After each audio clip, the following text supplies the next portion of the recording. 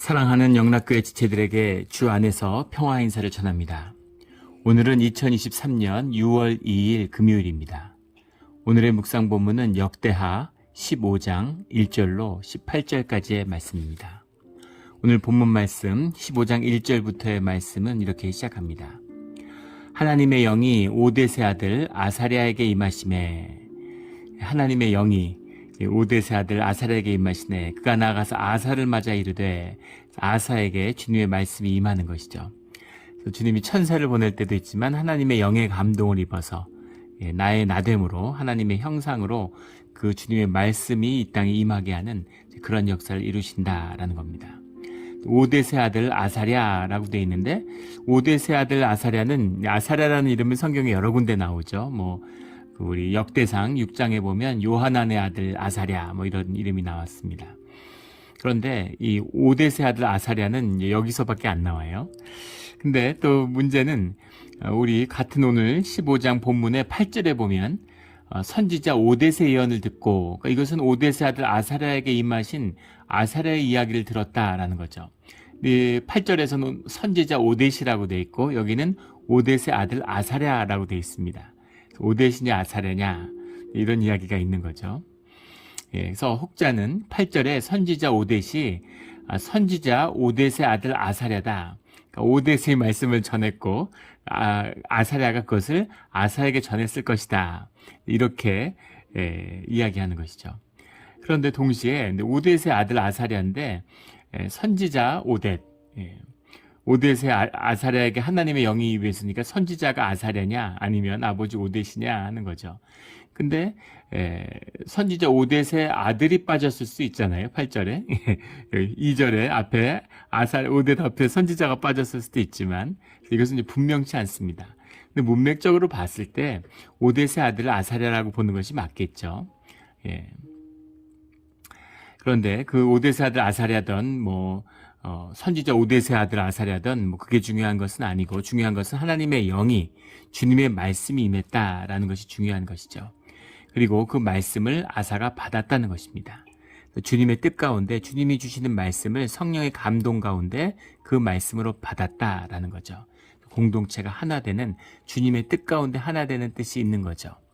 그러면 주님이 아사에게 직접 임하지, 아사에게 당연히 임하고 성령의 감동이 있으니까 하나님의 말씀을 받는 것이죠. 그런데 주님 안에서 이렇게 주님의 말씀과 영감을 통해서 공동체의 연합을 이루는 것이 성경 전체를 관통하는 주님의 뜻이고 주님이 움직이시는 섭리죠. 그래서 하나 되는 것입니다. 2절에 내 말을 들으라. 너희가 여호와와 함께하면 여호와께서 너희와 함께 하실지라. 너희가 만일 그를 찾으면 그가 너희와 만나게 되시려니와. 너희가 여호와를 함께하면 여호와께서 너희와 함께 하실지라. 약간 그 형용 모순 같은 거잖아요. 근데 이것이 이제 믿음의 신비죠. 주님 믿습니다. 믿음을 더하여 주시옵소서 하는 그 말씀처럼, 여호와 함께하면 여호와께서 너희와 함께 하실지라. 여호와께서 함께하지 않으시면 우리가 함께할 수 없는데, 함께하면 함께 하신다는 게 무슨 말일까? 우리가 주님과 하나 되기 위한, 우리가 최선을 다해서 주님을 찾으면 그 마음을 주님이 받으셔서 그 마음을 주님이 채워주신다라는 거죠. 주님의 임재, 주님과 함께 하는데 주님이 함께 한다라고 하는 것, 우리가 주일에 예배 가운데 모이는 것, 주님과 함께 하는 것입니다. 그러나 그곳에 주님의 영이 임하고 우리의 마음을 감동해서 우리가 정말 주님의 영 안에서 회개하고 돌이키며 하나 되는 그런 감동을 맛보는 것, 주님과 함께 하는 것이죠. 다 함께 하는 것이지만 우리가 주님과 함께 하기 때문에 주님이 우리와 함께 해주시는 겁니다. 깊은 의미, 이것을 믿음이 없고 하나님의 영을 모르는 사람들한테는 말장난같이 느끼겠죠. 그러나 주님의 영에 감동되어서 예배를 드린 자라면 이게 정확히 무슨 뜻인지를 알죠. 몸으로 아는 것입니다. 심령으로 아는 것이죠. 주님과 늘 함께함으로 주님이 우리와 함께 하시는 우리의 신앙의 자리가 되기를 주의 이름으로 축원합니다.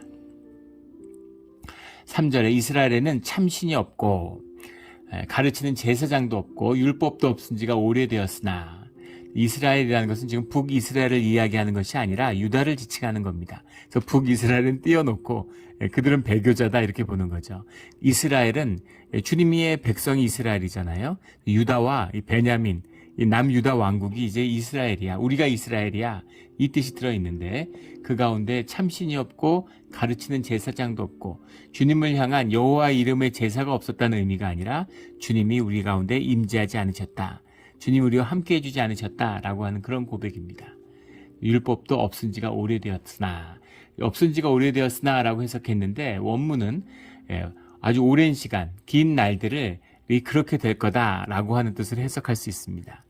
일종의 이제 프로페딕 퓨처 폼 같은 것이죠. 지금도 없고 앞으로도 없을 수 있다. 하지만 앞으로도 없다라고 얘기하는 거죠. 그래서 주님의 각별한 은혜가 함께할 때만이 주님이 우리와 함께할 수 있는 겁니다. 이것은 하늘에 속한 일이에요. 하늘에 속했다는 이야기가 무엇입니까? 땅의 중력을 거슬렀다는 얘기입니다.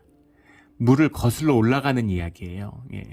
생명을 잉태를 위해서 연어가 물을 거슬러 올라가잖아요. 바다에 살다가 생명을 낳기 위해서 알을 낳기 위해서 올라가는 겁니다. 암컷과 수컷이 같이 올라가죠. 그 올라가는 것이 그 다큐멘터리 같은 거에서 한번 보시면 그게 어떤 건지를 보여주죠. 물고기가 강물을 거슬른다는 게 어떤 것인지를. 이 몸이 다 해지고 막 그 몸에 염증 같은 게 가득해요. 곰 다큐멘터리에 보면 그 긴 회충 같은 거, 온갖 기생충들이 그 곰의 그 항문 같은 걸로 이렇게 기어 나오는 아주 보기에 끔찍한 장면 같은 게 나오죠. 그래서 곰은 왜 저럴까? 곰은 왜 그럴까요? 그게 강을 거슬러 올라가는 연어를 먹기 때문이죠. 연어가 살이 부패하는 겁니다. 이 살갗이 다 벗겨져요. 더 끔찍한 것은 아마 보신 분들도 있을 겁니다. 눈이 없어요. 눈이 멀어버리거나 눈알이 빠져버려가지고 곰이나 새가 이 물고기를 잡을 때 제일 맛있는 것이 이제 눈알이라고 그러죠. 그래서 생선 좋아하는 분들은 눈알을 좋아하는. 그 어렸을 때 시골에서 이제 조기를 구웠는데 삼촌인가 누가 이 조기에 눈을 먼저 이렇게 젓가락으로 먹었다가 그 할머니한테 야단을 맞는 모습을 이제 본 적이 있습니다. 그래서 어른들이 손을 안 댔는데 눈알을 먹었다고. 어른들과 같이 앉았는데 이제 어른들이 눈알을 먹어야 되는데 한 번도 물고기 보고 눈알 먹고 싶었다는 생각이 든 적이 없어요.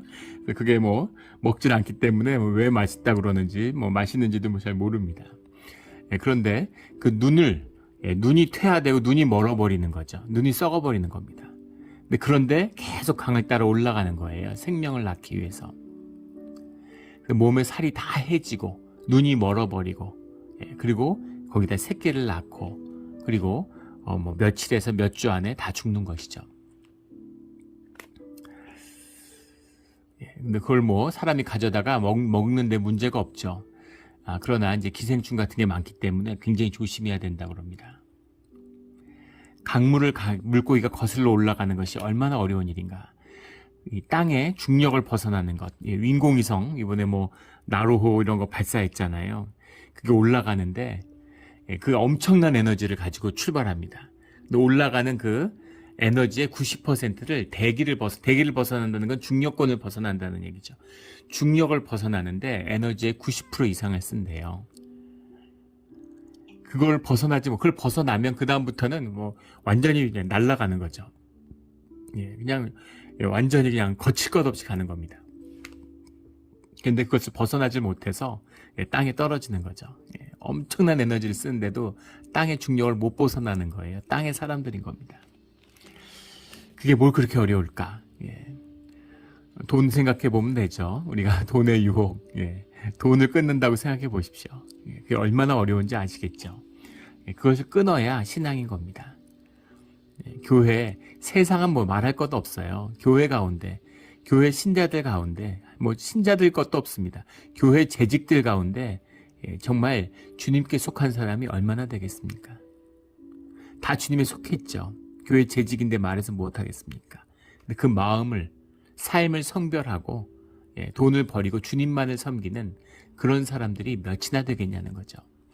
이것이 바벨론 유시에서 돌아와서 예루살렘이 세워지는 때의 이야기고 늘 성전이 새로워지는 때의 이야기입니다. 그렇게 보시면 그 말씀의 뜻을 이해할 수 있겠죠. 주님의 없는 지가 오래되었고 늘 주님이 없는 그 기간들이 있는 것이죠. 우리 때 지금 어둠의 때입니다. 교회들이 다 어려워요. 전 세계적인 현상이죠.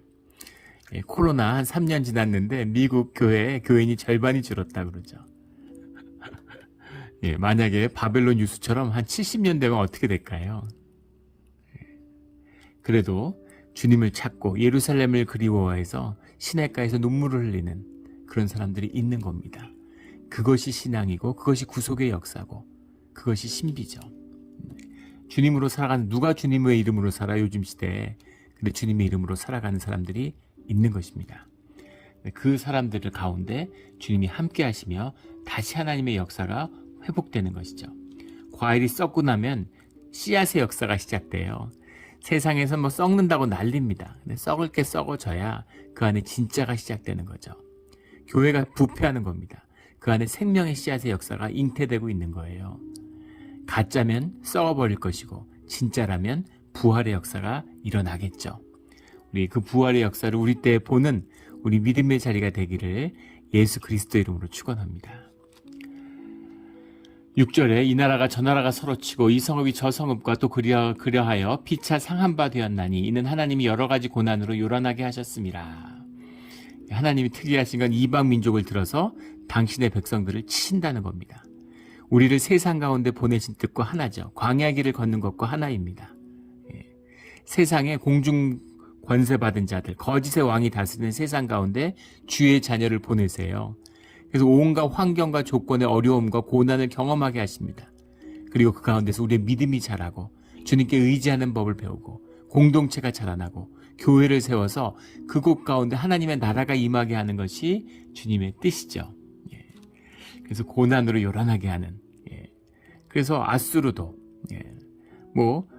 바사도, 페르시아도, 헬라도, 애굽도 다 주님이 쓰시는 거죠. 로마도 주님이 쓰시는 겁니다. 주님의 도구다라는 것을 볼 수 있는 거죠.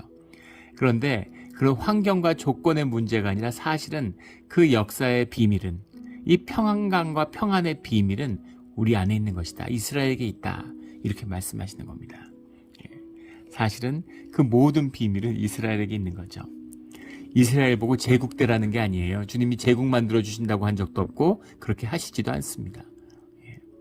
세상에 쏘가서 하나님의 영광을 드러내면 그게 무슨 제국을 만드는 일인 줄 아는 거죠. 그런 게 아닙니다. 세상에서 큰 성공 거두라고 세상에 보내신 게 아니에요. 세상 가운데에서 믿음을 지키고 주님의 신앙 가운데 성별되어서 세상과 구별되어서 살아가는 이 신비를 맛보아야 되는 것이죠. 7절에 그런즉 너희는 강하게 하라. 너희의 손이 약하지 않게 하라. 이렇게 말씀을 전하고 있습니다. 주님의 말씀이니까 용기를 잃지 말라는 말씀이죠.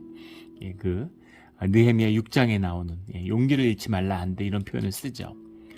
그리고 갈라디아서 6장 9절 말씀, 선을 행하되 낙심하지 말지니, 우리 많이 쓰는 말씀. 주님의 뜻을 따라 살아가는데, 그런데 주님의 뜻에 따라서 살아가면 세상에서 승승장구한다. 그러면 무슨 문제가 있겠습니까? 믿음은 자라나지 않겠죠. 승승장구하게 되면 교회는 미어 터지겠지만, 새벽 기도하면 사업이 잘 된다. 새벽 기도하는데 만약에 하루에 한 10,000불씩 준다고 생각해 보십시오. 10,000불이 뭐예요? 100불만 준다고 생각해 보세요. 아마 난리 날 겁니다. 난리 나고 막 인산인해가 되고, 여기 1번이 아니라 156번 원호원까지 차가 다 줄지어 서 있고 길에 아마 사람들이 걸어서 들어올 겁니다. 난리가 날 거예요. 그런데 그런 세상 가운데에서 구별되어서 밭에 숨겨진 보물, 아무도 모르는 그 보물을 캐는 것이 우리 기도의 자리인 것이죠. 주님을 만나는 예배의 자리인 것입니다. 이 깊은 비밀. 그것을 찾아가는 길은 고난의 길이고 아픔의 길입니다. 시련이 있어요. 정말 주님의 나라가 보이기 시작하면, 주님의 공동체가 나타나면 세상에 핍박이 반드시 있습니다. 그 어려움들이 있어요. 그런데 손이 약하지 않게 하라. 이렇게 말씀하시는 거죠. 낙심하지 말아라. 이런 거죠. 너희 행위에는 상급이 있다. 분명한 상급이 있습니다. 의심할 여지가 없죠. 분명한 주님의 상급이 있어요. 이승에도 있고 저승에도 있습니다. 오는 세상 가운데 영생 가운데도 있고 우리 삶에도 있고 자손 가운데도 있습니다. 자사손손이 누리는 그 상급이 반드시 있는 것이죠. 이 주님의 상급을 반드시 누리는 받는 우리 모두가 되기를 주의 이름으로 축원합니다. 98절에 보면 유다와 베냐민 온 땅에서 가증한 물건들을 없애고 또 에브라임 산지에서 빼앗은 성읍들에게서도 없애고, 에브라임 산지에서 빼앗은 성읍이라는 것은 아비야 때 뺏은 것이죠.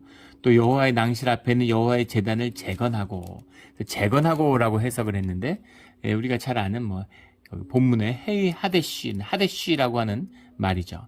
재건했다라는 건 없어진 걸 다시 세웠다라는 말이잖아요. 재건은 맞지 않습니다.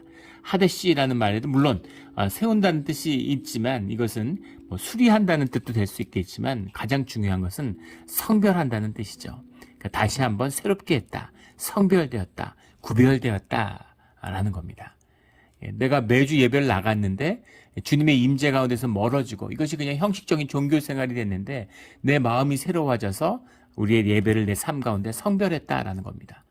시간 있을 때 가고, 무슨 예배 때 그냥 가가지고 시간 되면 가서 앉아있고 예배 시작된 다음에 들어가고 이런 식으로 하던 것을 내가 내 마음 가운데 성별하고 예배를 위해서 준비하고, 헌금을 미리 준비하고 미리 가서 주님께 기도하고, 이렇게 내 삶의 가장 우선순위에 삶의 질서를 회복하고 내 예배를 내 삶의 가장 우선순위에 두었다, 이런 의미가 들어있는 것이죠. 그 주님의 임재가 약해졌다고 사라졌다고 해서 여호와께 제사를 안 지냈겠어요? 제사를 계속 지냈잖아요. 그런 의미가 아니라 그 제단을 새로워지는, 그것을 성별해서 주님과 하나 되는 그런 제사가 되었다라는 거죠. 9절에 또 유다와 베냐민을 무리로 모으고, 무리를 모았다라는 의미는 성회를 열었다는 겁니다. 대집회, 그 역대기 5장에 나왔던 솔로몬, 성전을 세울 때 솔로몬의 대집회가 있었죠. 이것이 우리가 오늘날 드리는 예배 원형입니다. 주님 앞에 다 같이 하나 되는 마음으로 주님 앞에 모이는 거예요. 다 무리가 모였다는 거죠. 그러니까 주님의 이름이 아사의 뜻, 궁전의 뜻, 제사장의 뜻이 아니라 모든 백성 가운데 여호와의 이름으로 하나 되는 부흥이죠. 이게 바로 이 집회와 예배가 부흥입니다. 주님 앞에서 그 마음이 회복되었다라는 거죠. 에브라임과 므낫세와 시므온 가운데서 나와서 그 가운데 많은 사람들, 예배를 사모하는 자들, 예루살렘을 사모하는 자들이 예루살렘으로 내려와서 함께 모였다라는 거죠. 이스라엘 사람들이 아사의 하나님 여호와께서 그와 함께 하심을 보고 아사에게로 돌아오는 자가 많았습니다. 유다를 중심으로 해서 지파가 아니라 각 지파에서 주님을 섬기는 자들이 예루살렘으로 모여들었다라는 거죠. 이때가 10절에 아사왕 제15년 셋째 달이다, 이렇게 기록하고 있습니다. 그래서 큰 제사를 이제 드리게 되는 것이죠. 14절에 무리가 큰 소리로 외치며 피리와 나팔을 불어 여호와께 맹세하매, 온 유대가 이 맹세를 기뻐한지라. 예배죠. 모두가 하나 되어서 주님 앞에서 주님의 이름으로 하나 된 것을 기뻐하는 것, 예배를 드렸다라는 겁니다. 그래서 무리가 뜻을 다하여 여호와를 찾았으므로 여호와께서도 그들을 만나주시고 그들의 사방에 평안을 주셨더라. 형통이 임하고 평강이 임하는 것이죠. 주님이 그들을 만나주셨다. 늘 주님이 함께 하시며 우리를 만나주시는 우리의 예배가 되기를 주의 이름으로 축원합니다. 16절에 아사왕의 어머니 마아가가 아사라의 가증한 목상을 만들었으므로 아사가 그의 태우의 자리를 패하고 그의 우상을 찢고 빠 기드론 시내가에서 불살랐으니, 아사의 왕이 사실 이 개혁이 나라를 흔들 수도 있는 어려움입니다. 그런데 이제 그 일을 해낸 거죠.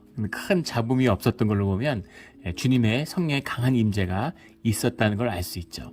그런데 허물어진 구석이 뜻밖에도 이제 마아가, 어머니라고 써 있는데 사실은 할머니죠. 아들과 손자를 구분하지 않는 것처럼 히브리어에서 이제 어머니와 할머니를 구분하지 않는 것일 뿐입니다. 엄밀히 말하면 할머니예요. 왕태후 같은 겁니다.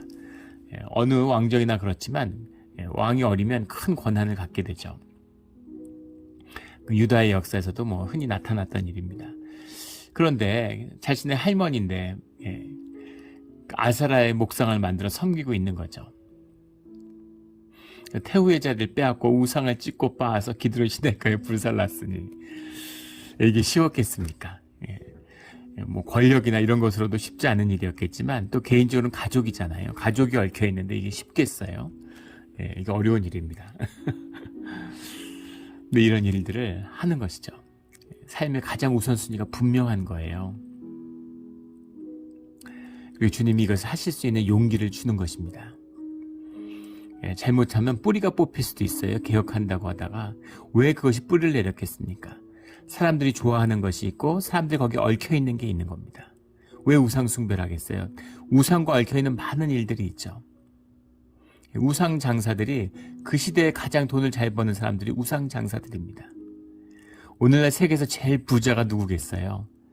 예, 그 루이비통 회장이라고 그러죠. 말이 됩니까? 세상에 온갖 부와 뭐 재산이 있을 것 같은데 뭐 석유도 팔고 가스도 팔고 뭐 별거 다 있잖아요. 뭐 자동차도 팔고. 근데 제일 부자는 예, 루이비통 회장이라는 거예요. 예, 가방 팔고 향수 팔고 예, 신발 옷 이런 거 팔아서 세계 최고 부자가 된다는 게 말이 됩니까? 예, 그런데 예, 6달러 제조 단가가 6불밖에 안 되는 티셔츠에다가 예, 거기다 이름을 딱 붙이면 예, 무슨 명품 이름을 딱 붙이면 2,000불, 3,000불에 파는 거죠. 근데 그걸 사람들이 사요. 말이 됩니까? 예, 작년에 한국 한 나라에서만 예, 10조 이상을 팔았다 그러죠. 명품을. 예. 믿어지지 않는 이야기죠. 수천만 원, 수백만 원을 주고 예, 그거를 샀는데 없어서 못 사고 거기서 심사를 한대요. 예, 매장도 마음대로 못 가고 예약을 해야 되고 예, 거기서 허락 안 하면 구경도 못 하는 거죠. 예, 그리고 예, 그 백을 뭐 사고 싶다고 그래서 뭐 무슨 백을 뭐 에르메스 백을 사겠다 이러면은 그거를 그냥 돈 주고 사는 게 아니랍니다. 뭐 직접 해보질 못해서 진짜 어떤지 모르겠는데 예, 신문에 뉴스에 난 게 그래요.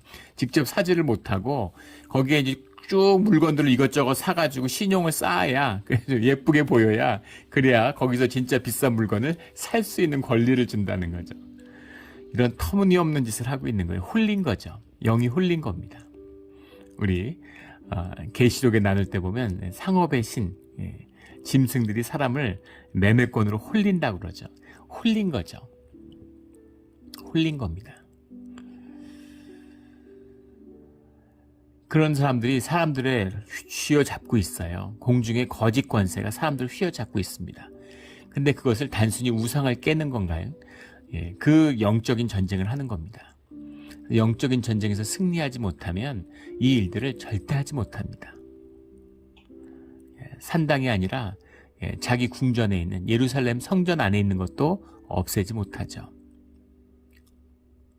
오늘날 교회가 타락하고 부패해 있습니다.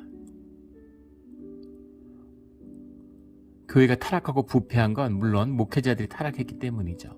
하지만 성도들도 타락했습니다. 믿음이 없고 신앙이 없는데 교회에서 정말 믿음이 없는 자들이 주님의 사람이 아닌데 교회 그냥 나오고 특히 이민교회는 더하죠.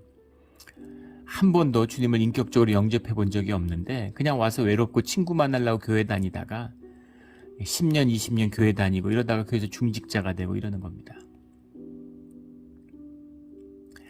예전에 한번 여러 번 말씀드렸을 거예요. 중부에서 온 한 그 교인이 있었는데 예.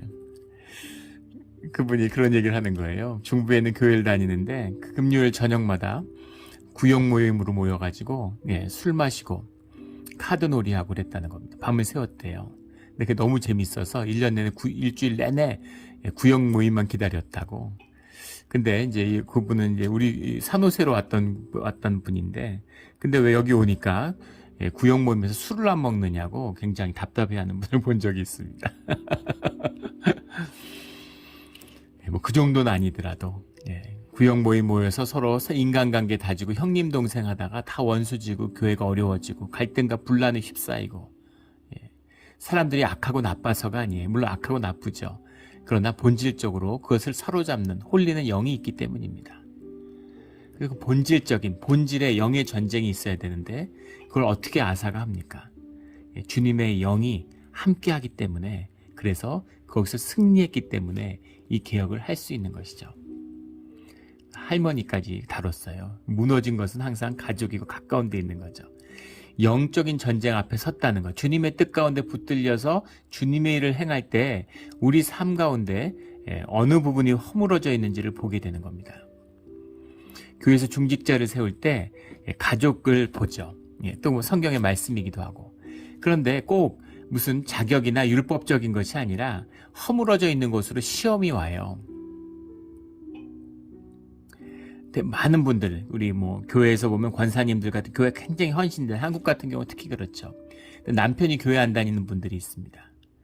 남편이 교회 안 다니면 권사로 세움을 받을 수 없는데 도대체 얼마나 교회 열심히였기 때문에 권사로 세움을 받았겠어요. 그런데 가정이 바로 서지 않는 겁니다. 이게 영적인 비밀이죠. 권사 직분 받으면 남편이 막 가출하고 이래요. 그런 겁니다. 무너진 구석으로 그런 대적이 그냥 밀물같이 밀려드는 것이죠. 그래서 주님의 일을 할 때 성별된 가정과 자녀와 일터와 이런 것들이 예배 가운데 다 지켜져야 되는 것입니다. 깊은 비밀이 있는 거죠. 그래서 뜻밖의 궁정안이 무너져 있었던 거예요. 근데 그것을 아사왕이 바로 잡았다라는 거죠. 17절에 산당은 이스라엘 중에서 제하지 아니하였으나 아사의 마음은 일평생 온전하였더라. 그런데 앞에 보면 산당을 제하였다라고 나오는데 산당을 제하지 못했다라는 말은 무슨 이야기인가? 산당을 제하려고 했는데 또 이때는 산당을 다 없앴는데 실제로 산당이 없어지지 않았다는 거죠.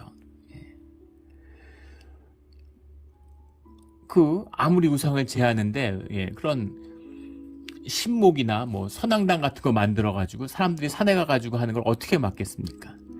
조선 시대 때 숭이 억불 정책을 썼죠. 500년 동안 불교를 짓밟았어요.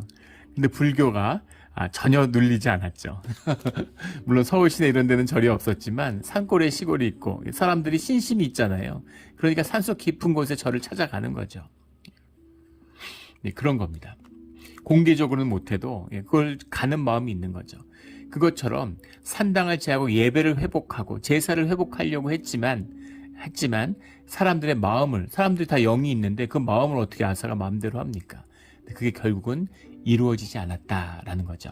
그러나 아사의 마음이 일평생 온전하였더라. 아사가 주님의 뜻에 따라서 주님에게 온전한 제사와 예배를 회복하려는 그 마음이 타락하거나 그 마음에 문제가 있었던 것은 아니다라는 거죠. 우리 일생 가운데 온전한 마음으로 주님 앞에 서기를 주의 이름으로 축원합니다. 귀한 것이죠. 귀한 것입니다. 18절에 그가 그의 아버지가 구별한 물건과 자기가 구별한 물건 곧 은과 금과 그릇들을 하나님의 전에 드렸더니 이때부터 아사왕 제 35년까지 다시는 전쟁이 없으니라. 주님의 임재가 예루살렘 성전 가운데 함께하니까 주님의 통치와 평화가 임했다라는 거죠. 제 35년까지 주님의 임재가 함께하면 평화가 있어요. 교회도 마찬가지고 가정도 마찬가지고 우리의 마음도 마찬가지입니다. 주님의 임재죠. 주님의 임재가 사라지면 지옥이 되는 겁니다.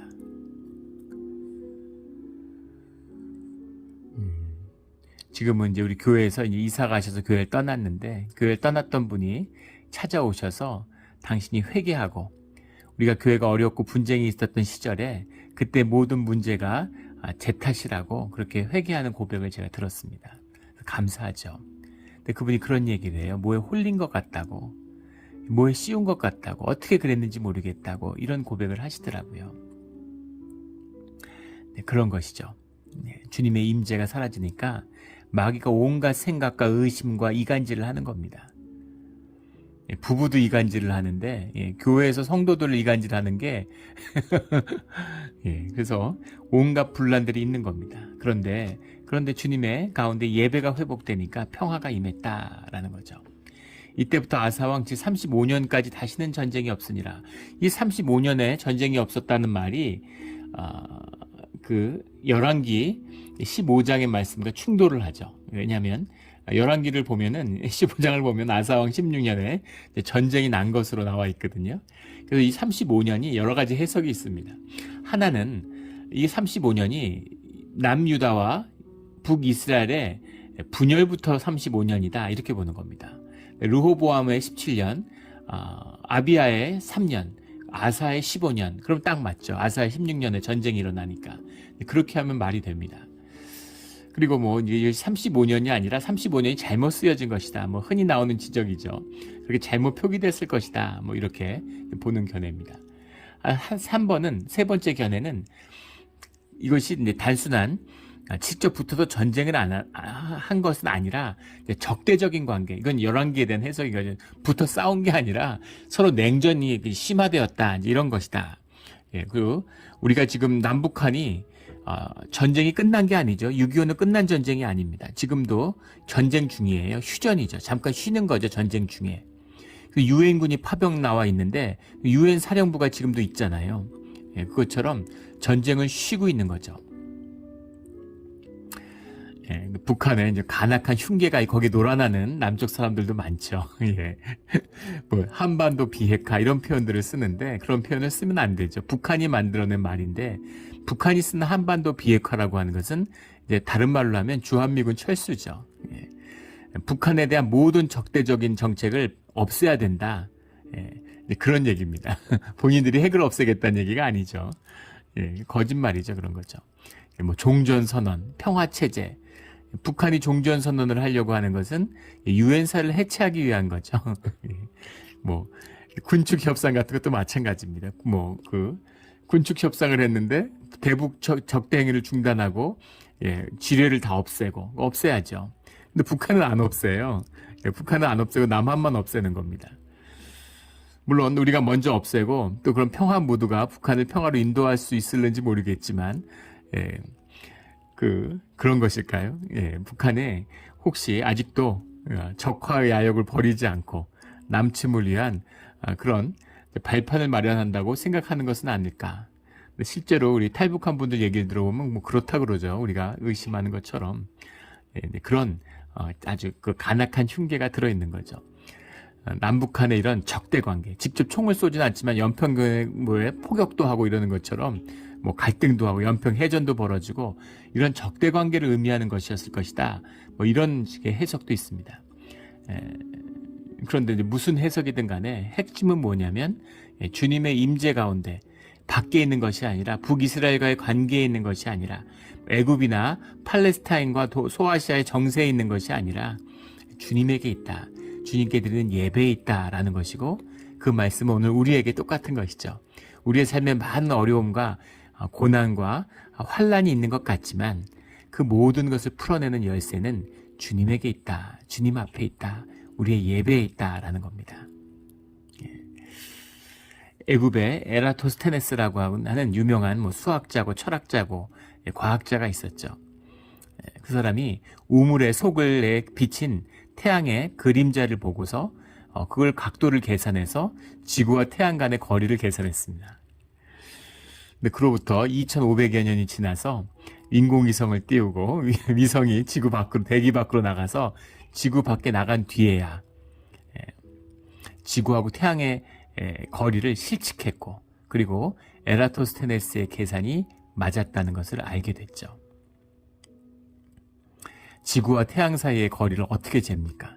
근데 그걸 쟀다는 것도 인간들이 대단한 건데 그걸 재놓고 보니까 2500년대 우물 안을 들여다보던 노수학자, 노과학자의 눈에는 이미 그것이 보이는 겁니다. 그 철학자의 눈에는 그 거리를 알 수 있는 거예요. 이것이 자연에 숨어있는 섭리의 비밀이죠. 하물며 역사의 비밀, 인류의 역사의 비밀은, 영혼의 비밀은 더 말해 뭐 하겠습니까? 주님에게 이 예배 가운데 모든 비밀이 숨어 있어요. 예배를 회복함으로 우리 삶의 모든 문제가 풀어지는 우리 신앙의 자리가 되기를 예수 그리스도 이름으로 축원합니다. 아멘. 기도드리겠습니다. 하나님 아버지 감사합니다. 오늘 귀한 말씀 주신 것 감사합니다. 주님 말씀을 통해서 우리가 성령 충만할수록 우리의 신앙 가운데 주님께 성별되는 거룩한 삶을 살수록 말씀에 빠져들수록 더 깊은 주님의 뜻을 알게 되는 것임을 또 깨닫게 하여 주시니 감사합니다. 오늘 아사와 유다의 고백처럼 주님이 우리와 함께 하시기를 원합니다. 우리와 함께 하여 주시옵소서. 주님을 더 깊이 알며 주님을 더 깊이 깨닫고 하늘의 뜻에 따라 땅에 살지만 하늘을 누리며 살아가는 주님의 백성이 되기를 소원합니다. 감사하며 예수 그리스도의 이름으로 기도드렸습니다. 아멘.